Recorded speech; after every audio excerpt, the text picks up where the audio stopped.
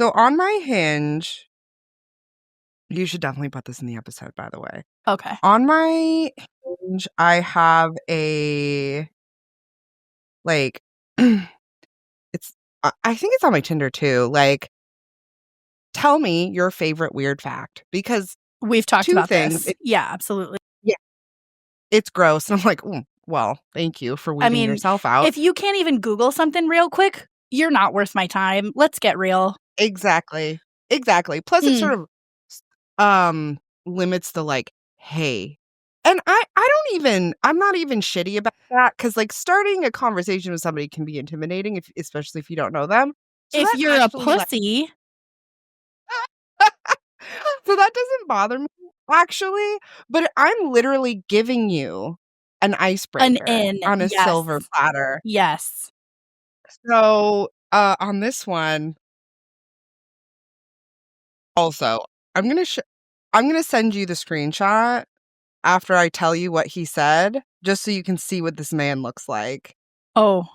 So mine is like, tell me your favorite weird fact, or tell me the weirdest fact you know. Yeah. He says, girls wearing nose rings secretly think they're cattle.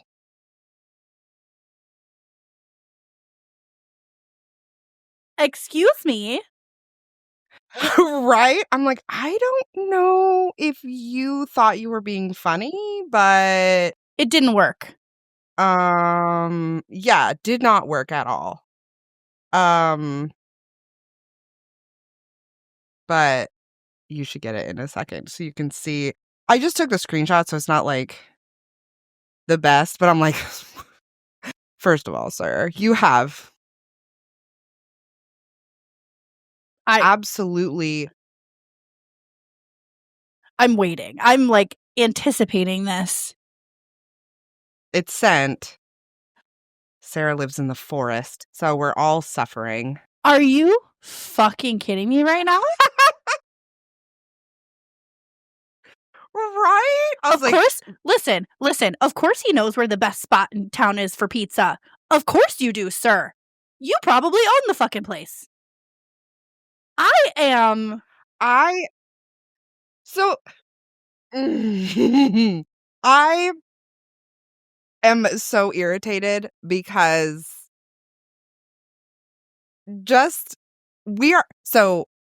before I get too far into the topic, I decided to do like a deep dive history lesson on the 4 waves of feminism. Oh, and love this for us. Something I now should bring up as a topic, I will write it down, is why do men feel like they can comment on women's appearances? Because rage. But yeah, I thought you'd find that funny. I was like, let me just hop on Hinge real quick, and then I was like, oh, that's why. Hi, I'm Erika. I'm Sarah. And we are Living Understaffed, the podcast about not having enough hands or hours and when your best just isn't very good. How's your week? Have you been understaffed? That's a heavy question. We can't talk about it too much, but all of the mass firings going on in the government has got me worked up. To the point of I had multiple panic attacks the other day, didn't sleep, gave myself a migraine, didn't sleep some more. And it's rough out there right now for government employees. Then I beautifully, thank God, got back from North Carolina in one piece, tired as fuck. And we had a snowstorm, so I got a couple of days to work from home. And that was nice, because then I could just sit in my bed in my pajamas and no bra and like decompress from a very long weekend of driving 30 hours and hanging out with you and you know, like just that like high energy that you do need to like decompress and come down from. Yeah. So my car is one of the sensors went out over the tire, and that's like $200 that I gotta fix. And then the turbo of my engine, and for those of you that are any good with vehicles. I am not one of them. Not one of them. So the information that I'm about to spew about what's wrong with my car, it may be incorrect as far as the correct terminology. I don't care. I don't care. So the turbo in my car, apparently, like, there was a code that threw in my car, and so now my car is driving in low power mode without the turbo. And so I took it to Firestone to get it diagnosed or whatever. $132 later, they diagnosed my car to just let me know that it was throwing 2 specific codes. Okay, fine. And it has a tech service bulletin on it. Okay, fine. So I take it down to Chevy, to the dealership in town, and I'm like, hey, can you guys look at this? Because Firestone is telling me that there's like a software update that needs to be installed to my car, and it will toss the error message on my dash, because supposedly the error message is that there is like coolant or antifreeze or something that's frozen inside my turbo engine, and it's not allowing it to like run properly. But Chevy is telling me something completely different and saying that that specific code that it's throwing means that there is a loose rod inside my turbo and it needs to be fixed immediately. And I'm like, that's a drastically different thing than what Firestone told me. And they were like, oh, well, their codes might be showing something different than what we have in our system. Well, I feel like I'm getting swindled. Thank you so much for that. So it's heated. So it's been really fucking cold here. It's been like negative degrees for the last week. So today I went to work for a while. Yeah, fuck Missouri, dude. I can't wait to get the fuck out of here. I went to work today for a few hours, and it's significantly warmer today. It was like 28 degrees. It was actually really nice out. Like when we're talking about actual winter, this is what I'm talking about. Like 28 degrees, there's snow on the ground. It's bearable to be outside in like a coat and a scarf. You don't necessarily need gloves and a hat and all of the things to stay warm. Like, this is the winter that I like. But it's warmer. Talking about 28 degrees and the weather being bearable outside is crazy. I know. I used to live in Alaska. This is fucking, it's beautiful outside right now. I could never. I could never. Honestly, It gets Alaska, below like 40 and I'm like, what is this? Should be a war crime. You can't say that. Take it out. Oh my God. I'm going to have to. So anyway, I'm driving home, or the tire sensor was flashing on my dash this morning when I left for work. And when I left work to come home, the sensor came back on. So there's a tiny piece of me that's hoping that maybe my engine just needs to melt and the turbo thing will go away. Now, is that definite hopeful person that doesn't want to spend $1,000 or more to fix the turbo in my car? Yeah, 1,000%. Is it a possibility that it's still flashing next week? Yeah. Yep. So, understaffed a little bit. I also haven't heard from the Georgia opportunity yet. And with the current climate in government service, I don't know. I just don't know. So, I'm understaffed mentally and trying to understaffed and overwhelmed. Yes. And trying to manage expectations, I'm very hopeful about the Georgia opportunity, but I also need to manage my disappointment if I were to be told that I didn't get picked for the job.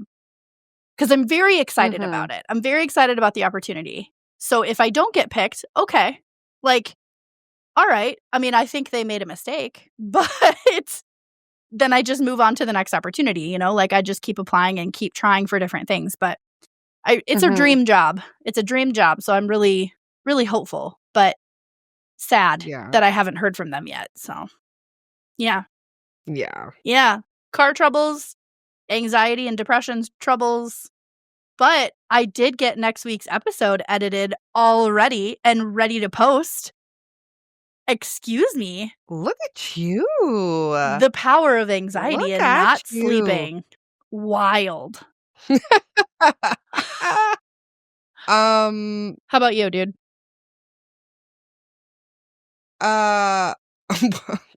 well, aside from my mom problems, I've been fine. I've just been really busy at work. We have some VIPs coming next week, so just making sure that the office is all like I'm also one of those people where like no, technically they don't care, but like I'm going to vacuum and make sure that my desk is cleared off and like make sure that, I have my VIP outfits for work. Like, does whether or not I wear Converse to work have anything to do with like my job performance? No. And for the most part, it doesn't really matter.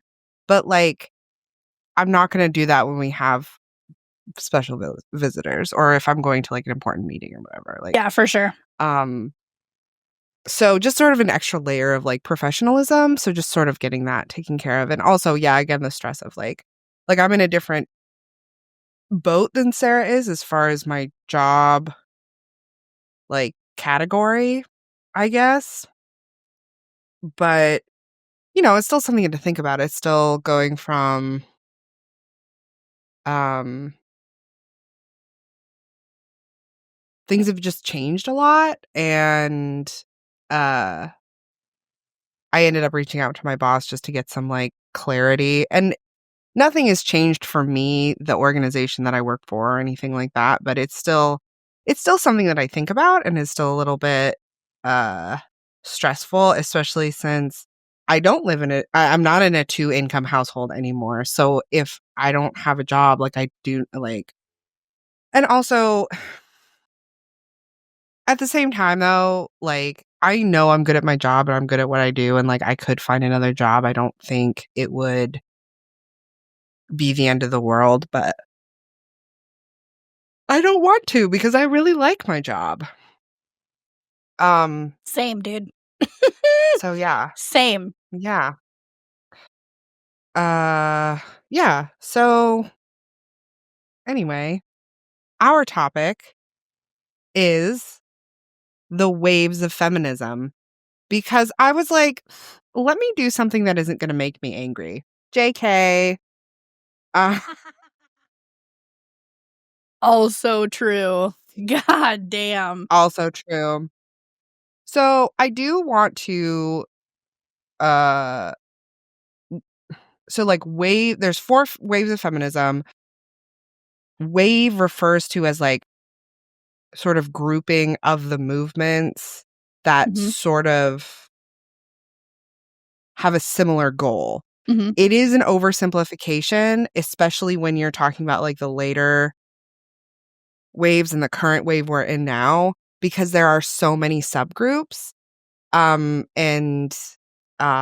so many like perspectives that we're trying to and things we're trying to accomplish and perspectives out there and stuff like that and like other groups that sort of overlap. Whereas definitely the first wave of feminism, it was the right to vote and it was only white women. Mm. In fact, they were vehemently against women of color getting the right to vote. So also, I am a white Oh, woman, Sarah's a white woman. sorry. There was an ad on a website and I was, bleh. It's the same website that I used. Um um but there are a lot of perspectives in this that we don't have because we are not women of color. There's I'm not if I gloss over anything, I am not intentionally glossing over it. It is like and if you have something to contribute to the conversation, please tell us because we're always trying to get more perspectives to be a better feminist and get better equality for everybody. Absolutely. Um 100%. And it like send us a message, comment on the episode, whatever it is, like we're 100% open to that. yes. Um but the first wave of feminism was the 1850s to the 1920s and that was well, 1920. And it was women gaining the right to vote. So, and that was an amendment. I think some other states had already given women the right to vote. But that made it like a national thing. And that was Elizabeth Stanton and Lucretia Mott at Seneca Falls, New York. They wrote, I think it was like the Seneca Falls Declaration or something, where they asked for certain things. But out of that came the right to vote. Now, again, there were also 2 Black feminists that I had not learned anything about, and their stories were very important. The first one is Sojourner Truth. She was born Isabella Bumfrey as an enslaved person, and she escaped slavery with one of her children. And she, I guess, famously gave this speech, which I did not hear about, which I feel like more people should, called Ain't I a Woman? And essentially talking about the similarities between Black women and white women. Like, we are the same. We have this, like, all the struggles that white women have, Black women have too. There's no record of the speech, which I think is egregious. And also, according to the website that I was looking at, they were like, we don't really know if she even made it, which I feel Disgusting. like she did. One thing that I really Disgusting. liked about, because I was looking up some stuff too, one thing that I really liked about her is that she was the first Black woman to sue a white man and won. Yes, and won. Fuck yeah. Oh, God. What the Mm-hmm. Yes. And then Ida B. Wells, also badass. A badass.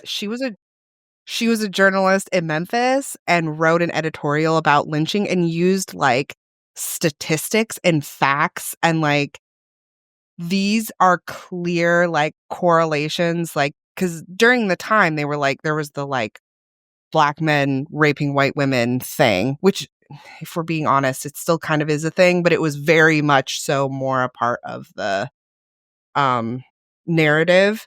And she used clear, like, this is not true for all of these reasons, and then was like, actually, lynching is an act of terrorism used by white men because they're upset that people of color are competing with them economically, and this is how they keep them down. And that sort of threw a wrench in the whole like white people are just superior thing. And she wasn't, I think she said she was in Philadelphia, and she ended up moving to Chicago and had a lot, and it was very active in like the political scene in Chicago. But Memphis literally broke out in riots. And anyway, it was wild. She's a badass. And again, I don't understand why I did not learn about her in history class, because she's literally a force of nature.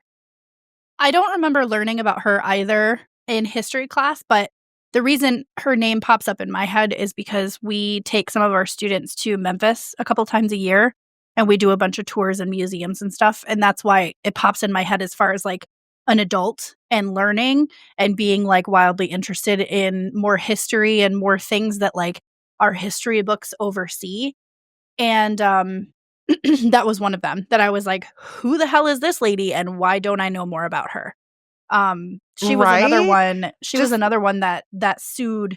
She sued like a railroad or a train car or something, and it was it was white man owned, and she won like $500 in court in what, the 1920s or 1930s, like crazy. Yes. So yeah, total badass.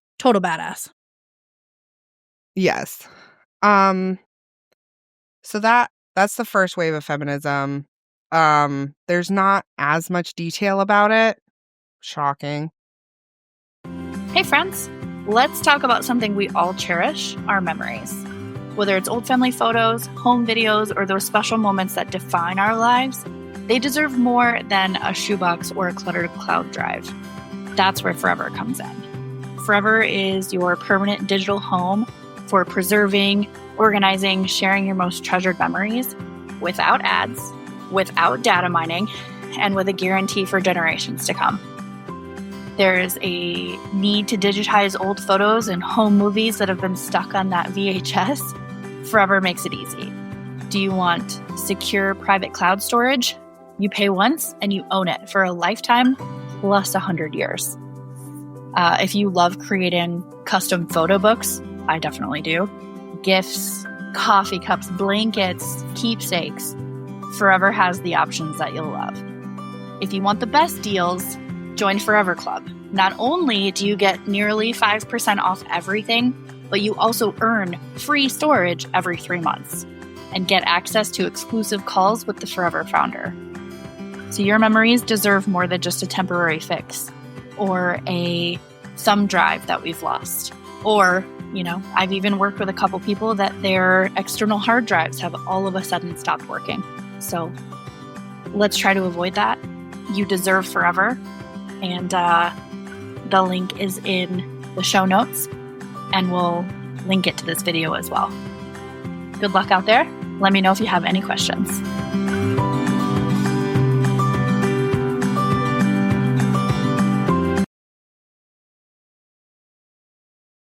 The second wave of feminism is 1963 to 1980-ish. It sort of ends with like the Reagan era. Shocking. The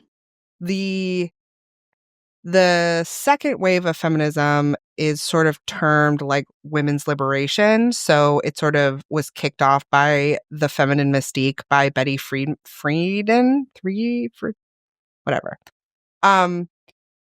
This wave, more than other waves, is criticized for being focused specifically on upper middle class white women. And it is definitely like just knowing what I know about it and reading about it, it's true because it focuses on, like, the feminine mystique is all about women chafing against their predetermined roles as wives and mothers. But if you are living in poverty, who's going to watch your children for you? Right. Like, you can't. Right. You don't have another choice. So there was no building infrastructure. It was more about like, oh, well, women can do this, not building any sort of system to like help women do that. And but that was like can I throw in a wrench? Sorry, go ahead. To that? Yeah. So if we're looking if that's where if some of the criticism came in for like upper white class women, but versus being poor, if you look at military communities, any community really, and it's a one income household, whether the husband or the wife is the breadwinner, how fucking expensive is daycare? It is so expensive. So expensive. And you have to be on the higher end of upper middle class to even be able to fucking afford that on one goddamn salary. Yeah. And it's not, at this point, it's not insane. even fucking worth it for the second parent to go to work because half the time, the majority of their income goes towards daycare. So what's... Oh, I have conversations with military spouses about this all the time. And they get, like, you and I have been in that situation, not necessarily with kids, but you have had foster kids. So how expensive is daycare? It's obscene. It's obscene. And the number of military spouses that choose not to work because their entire paycheck with whatever low-class bullshit minimum wage job would just go to cover daycare costs. So they choose to stay at home and be a stay-at-home parent, but they're looked down upon when they do try to go join the workforce because they have a huge gap in their employment. And it's like, have you seen today's economy? Are you even opening your eyes at all? So, I will digress, but yeah, no, it's bullshit. It is absolutely obscene is the word. But Gloria Steinem came out of this one. She was the woman who famously said, like, women need men like fish need bicycles. Hell yeah. Funny. What's that? Is that Jameson or Guinness that uses that as their tagline? I think it's Jameson in Ireland. They use that I think as so their too. tagline. And I have it on my desk. I have it in my office that's hanging over my computer screen because it's the best. Anyway. Yes. Um, the things that came out of this wave of feminism was the Equal Pay Act, questionable. Voters' Rights Act, questionable. Um, women were able to buy a house by themselves, start a business by themselves, open a bank account by themselves. It also sort of started the women were able to get birth control. That is when women Also questionable. started, also questionable, started Roe v. Wade, RIP. RBG. Mm-hmm. RIP. So all of that came out of, but it was just the beginning. So again, it's good that it's here, but it was white women could buy a house. White women could open a bank account. Mm-hmm. Isn't that where I'm gonna forget the name of it, but there was also a Black feminist organization that came. Is that the right time frame? Yes, because they were separate. Yeah. Well, yeah, because that was still part of the culture. Yeah. And honestly, there's pieces of that is still true today, that it is a separate thing. But Yeah. it's Yes. more support, I think, from both sides now versus what it was then. So I'm glad that there's always been women with gumption and there's always been women with balls, if you will. So I'm glad that they also formed an organization at the time to help them with purchasing houses on their own and being able to vote and, being able to get birth control without being white. 100%. Yes. Now, you still had to be married to get birth control. Disgusting. God. I know. Ugh. And I mean, still a lot of doctors won't perform sterilization for women unless they're married or they're a certain age, or I think it's getting a little easier now, but this is very recent and only because of an incredible amount of backlash. The last time I looked into it, it's not just because. The last time I looked into it, it was they didn't want to do it in case I changed my mind. And it's been 8 years since then. Haven't changed my mind. And then also they wanted to know what my husband's opinion was, and I left the appointment. I was like, absolutely fucking not. No, because it's not his fucking decision.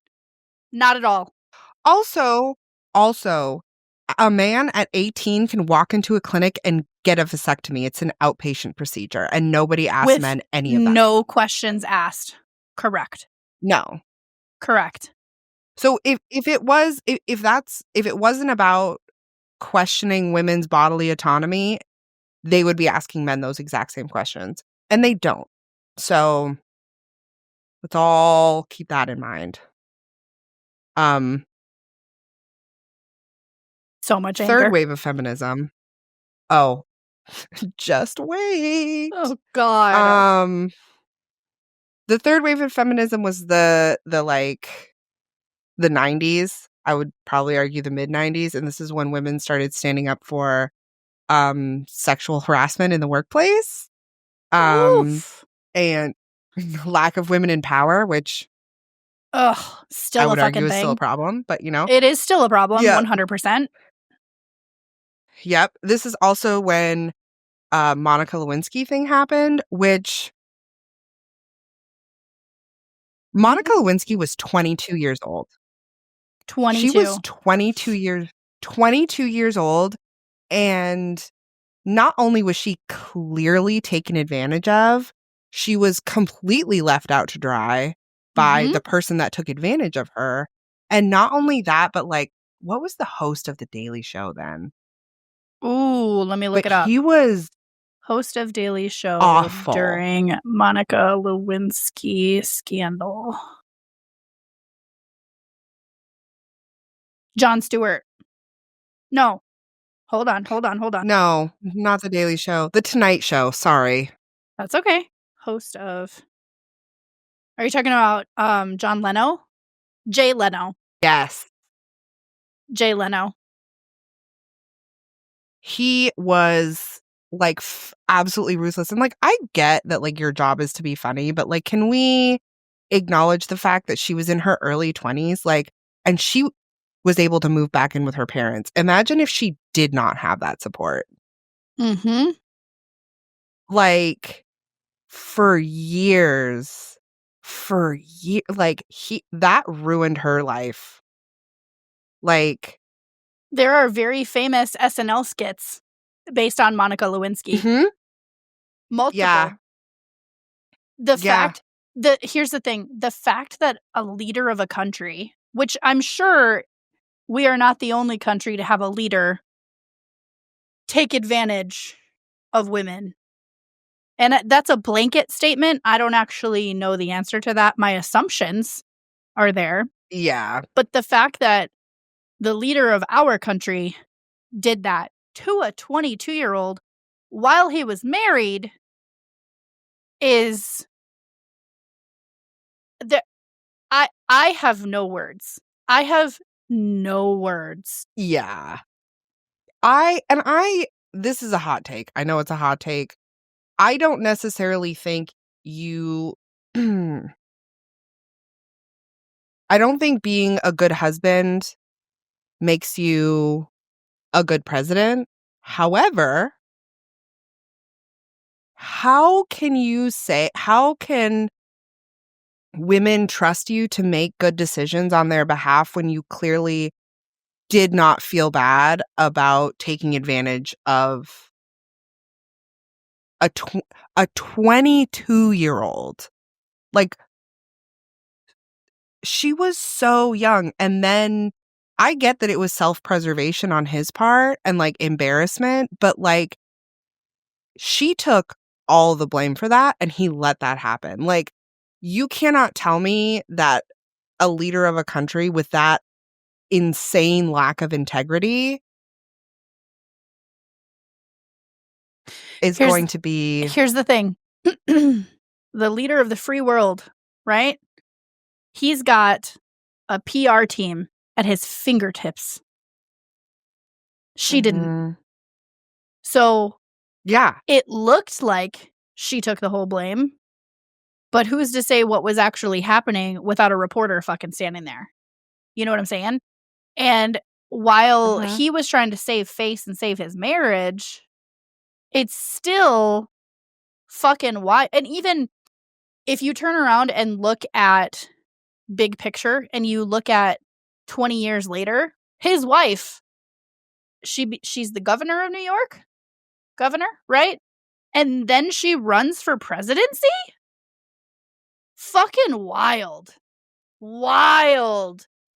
on a female empowerment level. You know what I mean? Because she could have backed down into embarrassment lane 28 and stayed there. You know what I mean? But she didn't. And she stood up. Now, God knows. Hold on one second.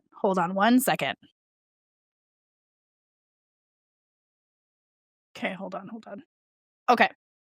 So not only did Monica Lewinsky move back in with her parents, and thank God she had that option, she even admitted out loud that she was like, I'm 22 and I fell in love with my boss and realized at 24 how idiotic I was. She started like a clothing it was purses. She started like a handbag line and started selling them. And it was like, I think it was called like the Monica Life or the Monica something. And she did fairly well for herself. But then she ended up removing herself from the spotlight altogether for like fucking 10 years or some shit. And she moved to England and went to the School of Economics. And like, she then graduated with a master's degree in social psychology and then moved back to Los Angeles. And I think like somewhere else in the Northwest. Anyway, so she had like projects and all that stuff. And like we were talking about Saturday Night Live, she even guested as herself on SNL, which I think is amazing. But now she is like, she's becoming a social activist now. And like, she's coming back with an essay called Shame and Survival from Vanity Fair, which I would highly suggest reading. But she dedicated a large portion of her time to advocating against online bullying. So now she's signed on as a producer for a series. She is, let's see, what was that? Anyway, so she also founded her own production company, and she was an executive producer on a Max documentary. Like, she's got this great, beautiful comeback of like, fuck the world. I'm going to support people who have been bullied online, and I'm going to advocate against it. And like, she's kind of making this, like, at least in my opinion, she's kind of making this gradual comeback, not necessarily slow, but a gradual enough comeback to like get away from a mistake that she made. And we've all had those situations in our lives where it's like, I would rather not think about that. But instead of me trying to ignore the fact that it happened, because we all have situations like that, I'm going to do my best to embrace it and take the knowledge of that mistake and those lessons learned and take it with me elsewhere, and hopefully spread that knowledge and know that maybe I could help another person. So I really appreciate where she was at 22 and 24 years old and falling in love with her boss, who was the president of the United States, to where she is now 20 years later, a businesswoman, a producer, a company owner, and owning it.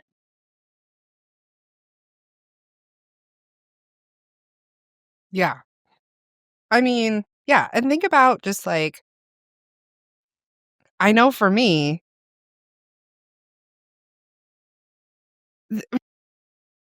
the threshold for making me fall in love with you was so low when I At was 22? 22. Like, Oh my God. right? Like, imagine if there was a spotlight on your love life when you were 22. No, No. I'll pass. No. Hands down. Exactly. Exactly. And I think that's something that nobody, especially at the time, and maybe nobody like really put it into that perspective, or maybe nobody cared. I think that was also part of it. But just like, I think about, that's definitely something I think about a lot. I just general, like, just things that live in my head rent free. What it was like to be Monica Lewinsky in like the 90s. Like, it makes me want to throw up sometimes because On a TV show level that I think you would Mhm. appreciate, which brings no value to this conversation whatsoever, I just really like the TV show, is Scandal. Mhm. Very phenomenal show, and I would really suggest that you start watching it, because I got so hooked and I binged that shit in like 3 weeks. There's like 5, maybe 6 seasons? I don't remember, but like, I fucking love that show. It is so good, and you see the female main character not only as a badass bitch. She's an attorney. She is incredible, but you also see her in this horrible, horrible love life situation. And then you see her come out of it and just become so much more ruthless. And there's pieces of me that I'm like, I want to be that badass. Please teach me Yes. your ways. But you should Yes. absolutely watch it because it's phenomenal. And again, I know that brings no value to this conversation as far as Monica Lewinsky goes, or feminism in general, Oh. but the show is phenomenal. Third wave of feminism, the one of the people that I wanted to talk about was Monica Lewinsky, and the second person is Anita Hill, and she was the one who testified against Clarence Thomas at his what is it, confirmation hearing or whatever, because he was sexually harassing her, and she had to testify. So she's up, yeah. Go ahead. I didn't know this for sure, but I'm not surprised. She had to testify in front of an all-male Senate and an all-white male committee about what happened. Of course. Of course. Yes. So having to like bring it up and having to like say that in front of people then, like it is already difficult to talk about that stuff now when it's a lot more like when women are just more believed and there are usually a woman in the room also, so you have that like solidarity. But like Some of the things that he was doing to her, which is why she reported him. So this says that Thomas asked her out socially many times during her 2 years of employment as his assistant. And after she declined his requests, he used work situations to discuss sexual subjects and push advances. So she said, quote, he spoke about such matters as women having sex with animals and films showing group sex or rape scenes. Adding that on several occasions, Thomas graphically described his own sexual prowess and the details of his anatomy.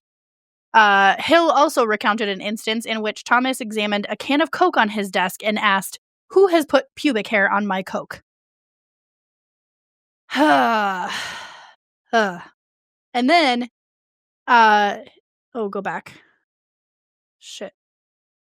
One thing that I saw is that Hill agreed to take a polygraph test. So while senators and other authorities observed that polygraph results cannot be relied upon and are inadmissible in court, Hill's results did support her statements.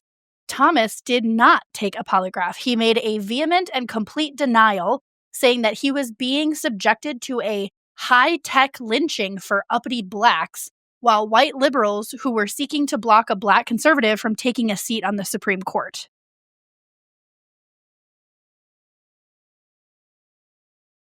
gross. Also, you want to know who the chair of that committee was that dismissed her? Who? Joe Biden. I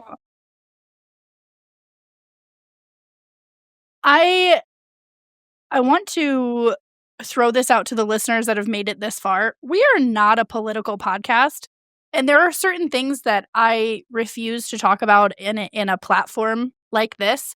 If anyone would want to have a very heated one-on-one discussion with me, I am okay with that. But there are a lot of things that I'm not going to say on a platform like this because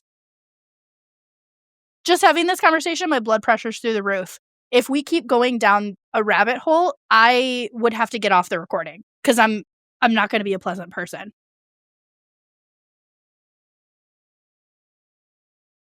Hi, my name is Trisha, and I am the Vice President of the nonprofit KC Book Beat.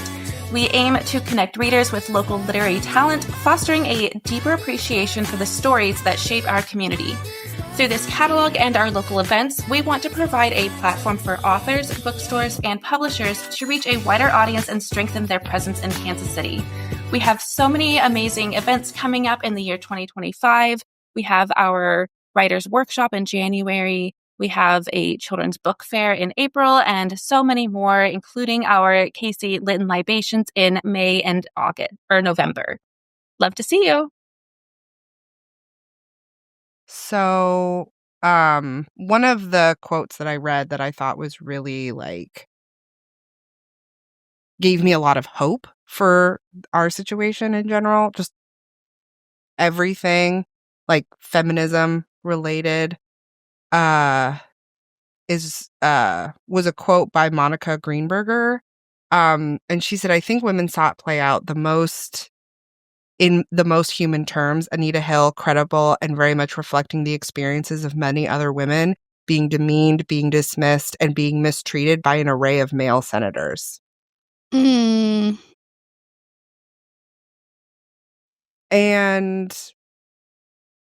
that is something, I mean, I know it sounds shitty, but that is something that like I've seen just over my sort of professional life of like when I was in my early 20s, there were things that were appropriate to say to women at work that are now not appropriate. Or now I can stick up for myself and I'm not going to be like that, like one of those women, or somebody else is going to be like, at the very least, afraid for their job. Whereas that was not always the case. And I don't think, like, in order for women to succeed, we have to make sure that we support all women. So, like, when it comes to like Anita Hill and Monica Lewinsky, when we see women going through things like that, it is so important for all women to be like, to find solidarity in that and realize that, like, this is something that could happen to any of us. Because it's true. I think I've brought it up before too, but the investigations that were going on during my divorce, I had to go in front of the commanding general and a panel of his, I'm going to say coworkers, but it was a panel of men at Fort Leonard Wood, ask me how many Black people were in the room. Absolutely None. 0. And ask me how many of them were bald, older white men. Almost all of them. All of them. They were even reluctant to let my boss, who is a female, they were reluctant to let her stay in the room while I gave my statement. Because I didn't have a representative. And I think I said this on a previous episode, but there was supposed to be like a victim advocate that was assigned to me when all of this started happening. And they found out during that testimony, they found out during my statement that I didn't even know what a victim advocate was. And there was anger, but it didn't stop the wheels from turning. So those kinds of things still fucking happening. And not only that, but it was happening in the military, which we cannot get into because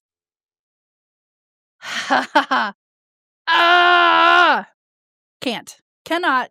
Yeah. Cannot. Yes.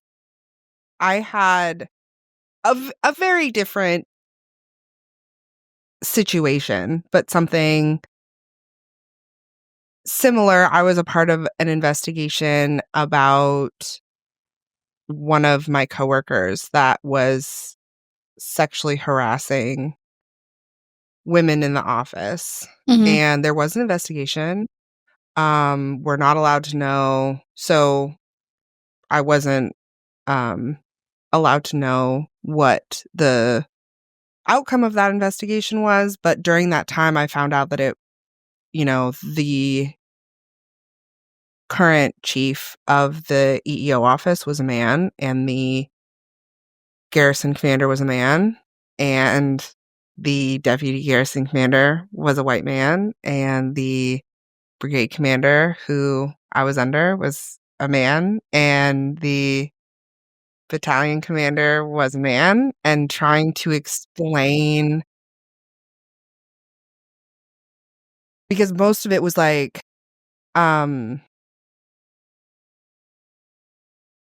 there's like a lot of weirdness because of the person that came forward, like how it was handled.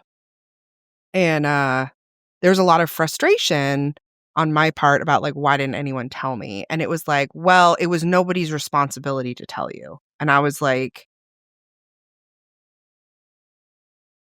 excuse me? Wrong That's fucking answer. The wrong answer. That is the wrong answer. What the fuck? And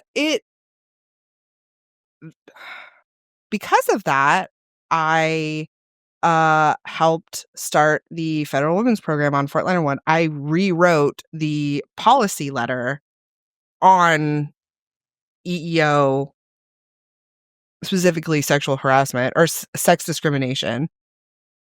I'm sure it's been rewritten since I did, but it was just, I had to go in and I had to explain everything that happened over and over and over again to like 5 different people. And then, so you're sitting in this room, in this big conference table with somebody who clearly, at least it felt like to me, not really interested. And then you sort of have to explain the situation, and they're like, immediately, well, how is this my fault? They're immediately defensive. And then they're like, well, why didn't you do all of these other things? And it's like, there was the stunning lack of empathy was so difficult. And at the time, I didn't have somebody, like, I didn't have anybody that, like, I was close enough to that I could talk to about it. And it was really hard because even going back to work, you can't talk about it because of privacy. Like, you can't say what happened. Yep. To protect them, by the way. So it was just really frustrating, and like nobody did anything. Like, it's the rules that are in place. So there was no, like, nobody did anything nefarious. It was just really disheartening that, I go and I try and talk to all these people and I'm having a hard time. And even part of me is like expecting some level of empathy and getting nothing. Mm-hmm. Mm-hmm. And then I'm angry and I'm crying and I'm like frustrated that nothing is happening. And I have all of these white men being like, why are you so emotional? Ma'am, you have to calm down. It's like, well,